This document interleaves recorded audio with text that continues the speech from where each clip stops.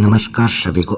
आप सभी का आपके अपने इस YouTube चैनल पर हार्दिक स्वागत है। आज हम रीट की हिंदी भाषा से संबंधित यूनिट 5 का पार्ट नंबर 2 प्रस्तुत करने जा रहे हैं। अगर आपने इस यूनिट का फर्स्ट पार्ट नहीं देखा है तो चैनल पर विजिट करके आप वो पार्ट देख सकते हैं। तो शुरू करते हैं पार्ट 2 यूनिट 5 का। प्रश्न 16 नंबर है, अनौपचारिक भाषण अभिव्यक्ति का रूप इनमें से कौन सा है। तो अनौपचारिक जो है वो भाषण अभिव्यक्ति कौन सी है? बातचीत, साहित्यिक, व्यवहारिक या फिर उपयुक्त सभी। तो जो अनौपचारिक भाषण अभिव्यक्ति है उसमें बातचीत आती है। ऑप्शन 1 इसका राइट हो जाएगा। और साहित्यिक जो है इसमें आएगी कहानी, संवाद, नाटक, कविता पाठ, वाद विवाद और भाषण। व्यवहारिक में आती है धन्यवाद ज्ञापन, स्वागत, परिचय। फिर नीचे देखते हैं पठन कौशल क्या होता है। तो यहाँ पठन कौशल जो है ये छात्र की समस्त मानसिक एवं भावात्मक उन्नति जो है वो पठन योग्यता पर निर्भर करती है कि बच्चे की मानसिक और भावात्मक उन्नति जो है वो पठन कौशल उसके पढ़ने की योग्यता पर निर्भर रहती है। नवीन ज्ञानोपलब्धि, रुचि, परिष्कार, जिज्ञासा तृप्ति, व्यवहारिक व साहित्यिक योग्यता, भाषा के विविध कौशल आदि पठन द्वारा ही संभव होते हैं। छात्र द्वारा अर्थ ग्रहण करते हुए सस्वर एवं मौन पठन करना चाहिए। पठन अवबोध की 2 विधियां मानी जाती है। एक तो संश्लेषण जिसको सिंथेटिक मेथड कहते हैं, एक विश्लेषण जिसको एनालिटिकल मेथड कहते हैं। पढ़ना लिखना सिखाना विद्यालय का प्रमुख दायित्व माना जाता है। लेखन कौशल इसमें सुलेख, अनुलेख, श्रुतलेख के द्वारा छात्रों को अभ्यास करवाया जाता है। छात्र को लिखते समय शुद्धता, स्पष्टता व सुगठन का ध्यान रखना चाहिए। उचित स्थान पर छात्रों को विराम चिन्हों का प्रयोग करना चाहिए। छात्र को लिखते समय हाशिया, सारांश, परिच्छेद, उपसंहार का पूरा ध्यान रखना चाहिए। हाशिया क्या होता है? जो नोटबुक होती है उसके साइड में जो लाइन खींची जाती है, छोटा सा बॉक्स होता है जिसमें हम प्रश्न और क्रमांक संख्या लिखते हैं, वो होता है। सीसीटीवी की फुल फॉर्म क्या होती है? निकट बंद परिपथ टेलीविजन। और वीएसटी की फुल फॉर्म होती है अति सूक्ष्म तार अंतक। यह एक संहत चक्री होती है। अगला क्वेश्चन है, किसी विषय पर कक्षा या सभा में अपने विचारों को संक्षिप्त या क्रमबद्ध रूप में तुरंत प्रकट करना क्या कहलाता है? वाद विवाद, भाषण, आशु भाषण या फिर अभिनय।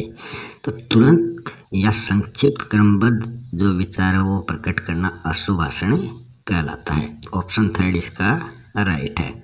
इसमें क्या होता है? आशु भाषण में श्रोताओं के भावों विचारों को उत्प्रेरित व प्रभावित करने का यह साधन होता है। और जो वाद विवाद होता है इसमें क्या होता है? छात्रों में तर्क शक्ति, हाजिर जवाबी, हास्य व्यंग्य युक्त अपने विचारों को प्रभावी ढंग से संक्षिप्त रूप में प्रस्तुत करना आदि गुणों का विकास भाषण के वाद विवाद के द्वारा होता है।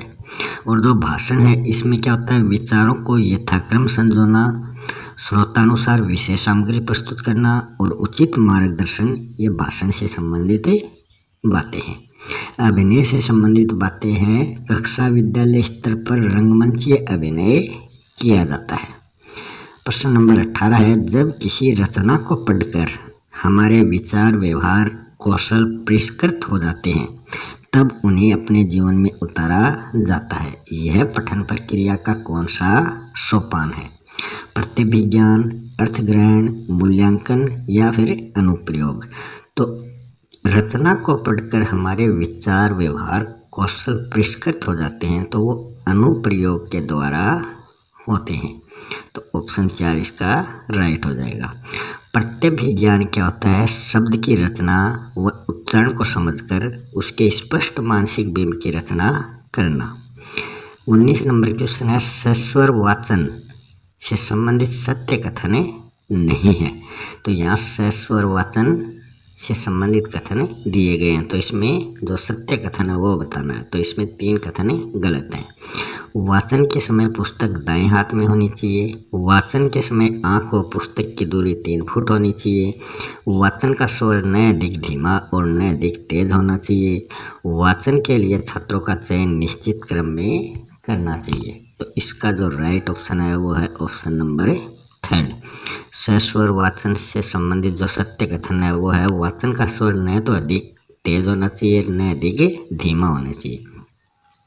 पहला गलत क्यों है? वाचन के समय पुस्तक दाएं हाथ में नहीं बल्कि बाएं हाथ में होनी चाहिए। तो ये शिक्षक का दायित्व है कि वो पुस्तक बाएं हाथ में लेकर वाचन करे। और जो आँख व पुस्तक की जो दूरी, वाचन के लिए छात्रों का चयन निश्चित क्रम में करना चाहिए। ये निश्चित नहीं है, ये किसी भी क्रम में हो सकता है। तो इसमें दूसरा और तीसरा जो है वो राइट हो जाएगा। मौन पठन किस कक्षा में शुरू किया जा सकता है? तो जो मौन पठन है वो कक्षा 2, कक्षा 4, कक्षा 6, कक्षा 8। तो मौन पठन शुरू करना चाहिए कक्षा 3 व 4 से शुरू कर देना चाहिए। और सबसे अधिक बल कक्षा 6 में, कक्षा 6 से 8 तक मौन पठन पर सबसे अधिक बल दिया जाता है। और जो सस्वर पठन है उस पर बल दिया जाता है वो है कक्षा 1 और 2। किसी पठन सामग्री को आत्मसात करने के लिए कौन सा विकल्प अनुचित क्रम में है? तो यहाँ जो विकल्प दिए हैं उनमें अनुचित क्रम में कौन सा विकल्प है? सर्वेक्षण, प्रश्न, पठन, प्रश्न, समीक्षा व पुनरावृत्ति। तो इसमें जो है वो प्रश्न अनुचित क्रम है। इसमें प्रश्न नहीं होता। इसमें S, Q और 3 R ये इसका सूत्र है। अब इसमें देखते हैं। S मतलब सर्वे, Q मतलब क्वेश्चन, फिर रीड, फिर रिव्यू, फिर रिसाइट। ये इसके क्रम हैं, जबकि प्रश्न इसके अनुचित क्रम में आ गया। सर्वेक्षण के बाद में प्रश्न होना चाहिए था, बल्कि इसमें क्या दे दिया? पठन दे दिया। पाठ्य पुस्तक की विषय वस्तु को देखकर पाठ्य सामग्री का सामान्य सर्वेक्षण किया जाता है। तो ये होता है सर्वेक्षण। फिर आदि से अंत तक के अंशों को पढ़कर उद्देश्य पूर्ति व प्रश्नों द्वारा की जाती है।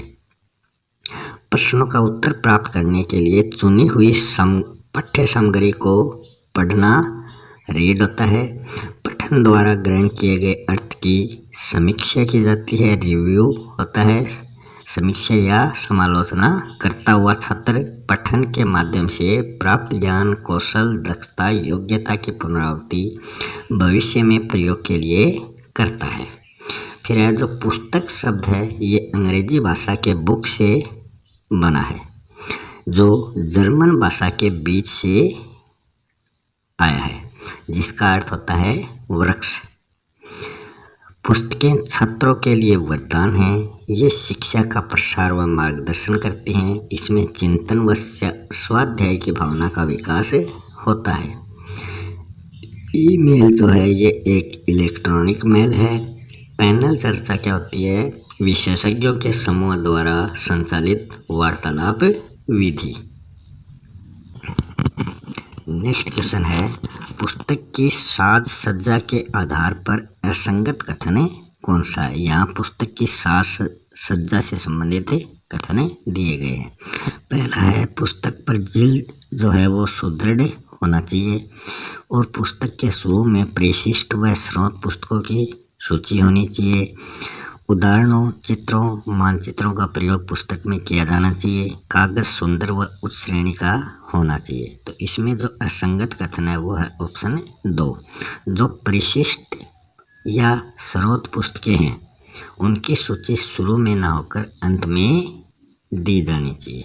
यही गलत है, बाकी सभी सही हैं। और जो पाठ्यक्रम है वो छात्र के स्तर के अनुसार होना चाहिए, ये भी पाठ्य पुस्तक का गुण है। तथ्य सत्य व सार्वभौमिक होने चाहिए।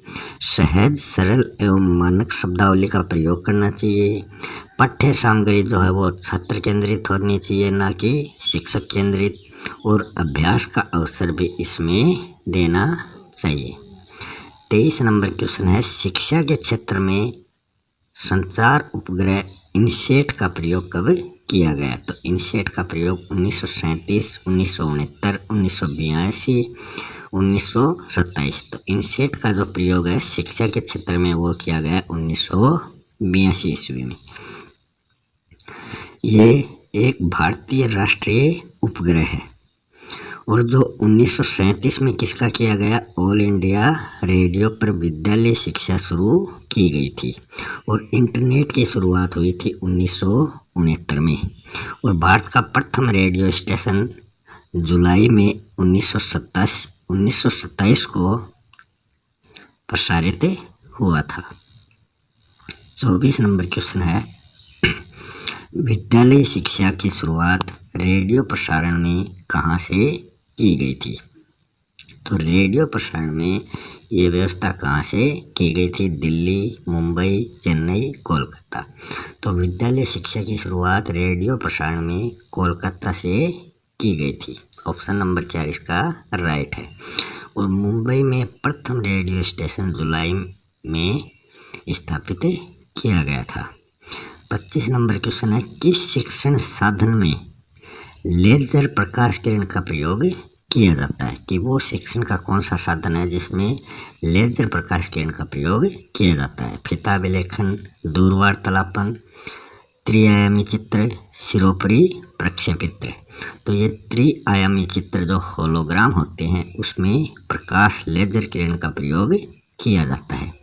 फीता विलेखन में क्या होता है? रिकॉर्ड करने के लिए लोकप्रिय अनुदेशन उपकरण ये माना जाता है।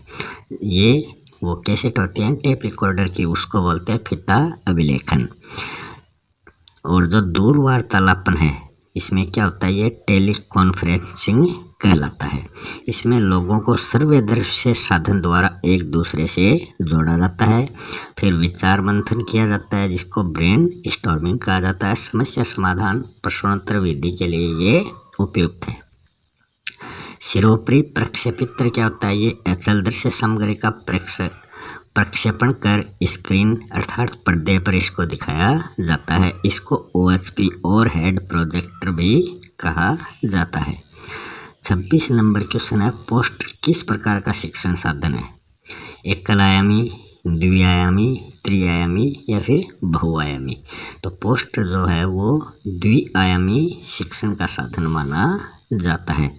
और ये कौन सी सामग्री में आता है? दृश्य सामग्री में आता है। और जो त्रिआयामी है ये मॉडल होता है। और जो पोस्टर होता है वो एक ही विचार का बड़ा व प्रतीकात्मक निरूपण होता है। इसमें चाक्षुष और शब्द जैसे दो घटक होते हैं। इसका जो मूलाधार शीर्षक होता है वो शाब्दिक घटक होता है, ना कि चाक्षुष घटक। प्रतिरूप मॉडल ये क्या होता है? इसमें वास्तविक वस्तुओं का प्रतिनिधित्व किया जाता है। किसी बड़ी वस्तु को छोटे रूप में प्रस्तुत किया जाता है। इसके प्रयोग में मितव्ययता, दर्शनीयता, विभाजनशीलता, स्पष्टता व आकर्षण का ध्यान रखा जाता है। मानचित्र क्या होता है? समस्त पृथ्वी का या उसके किसी भाग का दृश्य निरूपण मानचित्र कहलाता है। स्थान, दूरी, दिशा, आकार, अंतरिक्ष जैसी मौलिक संकल्पनाओं के अध्यापन हेतु ये अपरिहार्य है। चार्ट क्या होता है? चार्ट एक आरेखात्मक निरूपण होता है। यह विषय वस्तु का स्पष्टीकरण, सारांश, तुलना करने में आवश्यक है। इसमें तार्किक रूप से क्रमबद्धता होती है। नेक्स्ट क्वेश्चन है 27 नंबर, ARPANET का विस्तृत रूप क्या होता है? ARPANET,